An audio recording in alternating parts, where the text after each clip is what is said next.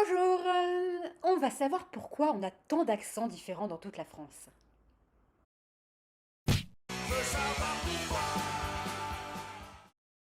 Un accent, c'est une prononciation, intonation, propre aux membres d'une même communauté linguistique, ou groupe, ou encore milieu social. Il se forge sur un certain mimétisme du son, mais n'a aucun rapport avec l'orthographe, la conjugaison ou la grammaire. La France est francophone depuis pas si longtemps que ça, et voilà pourquoi elle a tant d'accents différents. Avant le XVIe siècle, c'était le latin, la langue parlée en France. Pendant la période gallo-romaine, deux langues sont instaurées en France, l'une d'elles étant partagée avec la Belgique, la langue d'Oïl. Elle est parlée dans la moitié nord de la France. La deuxième, partagée avec l'Espagne, était la langue d'oc, parlée dans la moitié sud de la France. Chacune d'elles comprenait un ensemble de dialectes romans différents. En 1539, François Ier, en signant l'ordonnance de Villers-Cotterêts, a rendu le français langue officielle de la France. Mais avant la Seconde Guerre mondiale, on ne parlait français qu'à la maison dans certaines régions. En parlant le français tout récemment appris, les Français ont gardé l'accent de leur dialecte d'origine, encore bien criard.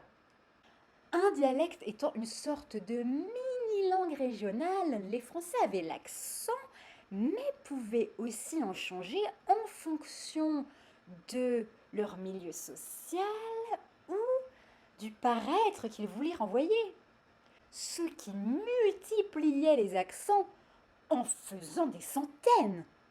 On a maintenant des accents du Midi qu'on reconnaît rien qu'en disant Francis Cabrel ou Marcel Pagnol. Ou encore l'accent des ch'tis, si on dit Danny Boone, bienvenue chez les ch'tis. Hein?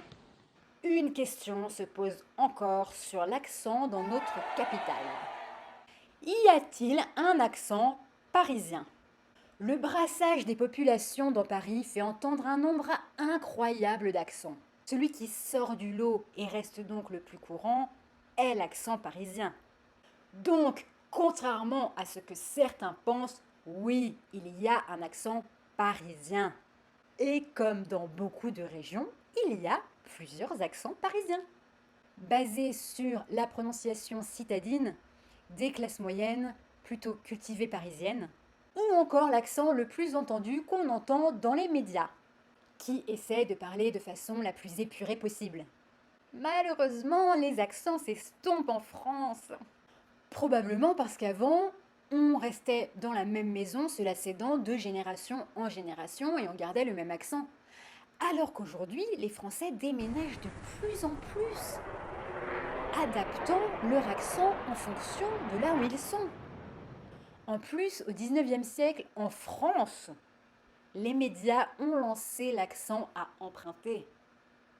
Tu as appris quelque chose, aimez cette vidéo, partage, like, abonne-toi sur YouTube, savoir pourquoi Lorraine, Facebook, Insta, TikTok, savoir pourquoi. À bientôt pour un prochain savoir pourquoi.